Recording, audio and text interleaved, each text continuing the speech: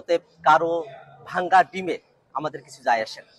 বরং এই ঘটনার মধ্য দিয়ে আবারও প্রমাণিত হয়েছে যে আওয়ামী লীগ একটি সন্ত্রাসী সংগঠন। আওয়ামী লীগ যে জন্মগতভাবে এবং প্রকৃতিগতভাবে সন্ত্রাসী সংগঠন, তারা সন্ত্রাস করবে, তারা বাংলাদেশের মানুষ যারা স্বাধীনতাকামী আছে, বাংলাদেশপন্থী মানুষেরা আছেন, যারা জুলাই অভ্যুত্থানের পক্ষে শক্তি আছেন, তাদের উপরে তারা হামলে করবে, এটাতে আমরা আর অবাক হই না। বরং আমরা মনে করি যে অন্তর্বর্তীকালীন সরকার এই দীর্ঘ সময়ে 1 বছর জুড়ে আওয়ামী লীগকে বিচারের আওতায় নিয়ে আসার যে প্রক্রিয়া সরকারের শুরু করার কথা ছিল, সেটা খুব সামান্য অগ্রসর হয়েছে।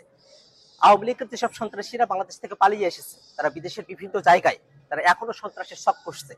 আমরা অন্তর্বর্তীকালীন সরকারের কাছে আহ্বান রাখবো, যারা দেশে এবং দেশের বাইরে আওয়ামী লীগ এবং তাদের দোসররা সন্ত্রাসের শখ করছে, তাদেরকে অতি দ্রুত বাংলাদেশে ফিরিয়ে নিয়ে গিয়ে তাদেরকে বিচারের আওতায় নিয়ে আসা হবে। এবং আমরা একটা কথা বারবার স্পষ্ট করে বলি, আজকে আমরা যখন নিউ ইয়র্কে এয়ারপোর্টে আমরা নেমেছি, আমরা দেখেছি আওয়ামী লীগের সন্ত্রাসীরা তারা যখন হুঙ্কার দিয়ে আসছিল, তারা যখন নানা অশ্রাব্য গালিগালাজ করছিল। আপনারা জানেন যে আমাদের যুগ্ম সদস্য সচিব তাসিম জারা আপু, তিনি আমাদের সঙ্গে এসেছেন, তাকে উদ্দেশ্য করে নানা ধরনের অশ্রাব্য গালিগালাজ করা হয়েছে, আমাদের উদ্দেশ্য করে অশ্রাব্য গালিগালাজ করা হয়েছে।